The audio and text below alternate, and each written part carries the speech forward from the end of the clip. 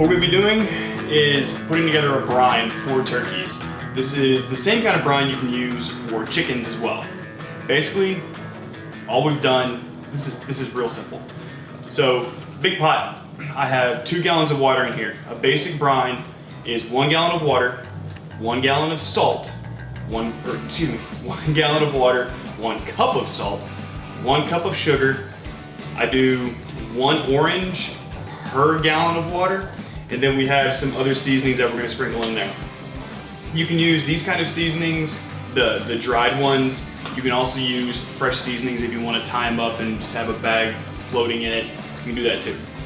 Alright, so water's been heated up. I use kosher salt. Y'all have seen all this stuff. I stay pretty exclusively with kosher salt. Oh look, dogs. So 2 cups salt, 2 cups sugar. We're going to take our orange.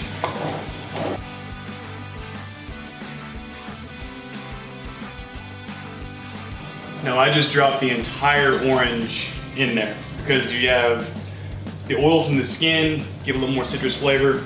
Chicken loves citrus. Poultry loves citrus.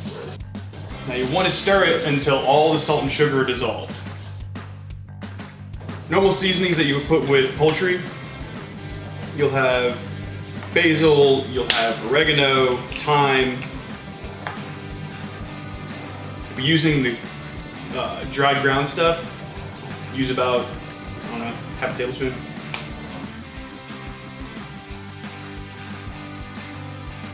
So the other advantage to having hot water whenever you're doing this, or warm water, is it starts to rehydrate the herbs and it gets the oils and everything and the flavor actually into the water.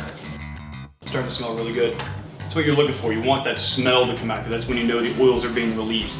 If you pour something in it and you don't smell anything, either your seasonings are old and bad or the water wasn't warm enough. Okay, so we're gonna set this off to the side.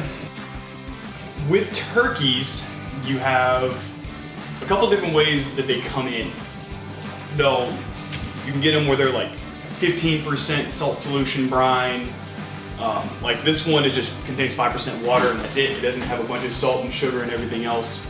So adjust your brine accordingly. If you have one that's like 13, 15, 18% sodium in the brine itself, don't add the salt to the brine. Just add the sugar and the herbs and everything else because there's already a lot of salt in it.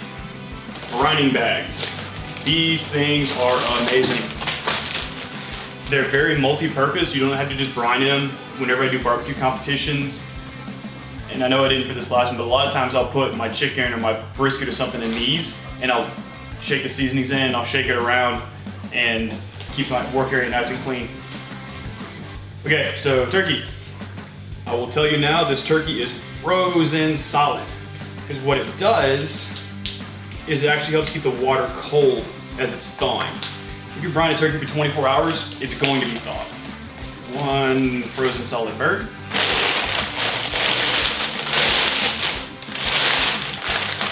Into the bag. What I have down here that you can't see is a cooler. It's got ice in the bottom of it. Take your bag, put it directly into the cooler. Oh, my entire kitchen smells like this now. It's awesome.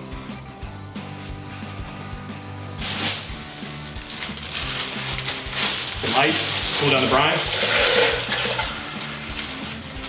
And you can just put your hand on the side of the pot. You'll see me doing that. And what I'm feeling for is whenever the pot starts to cool down, it gets kind of to room temperature. Yep, cool down now. So the bag, you saw how I rolled it down.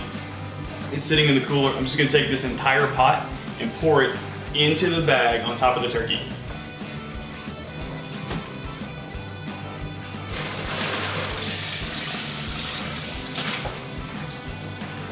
Now, use the brining bags.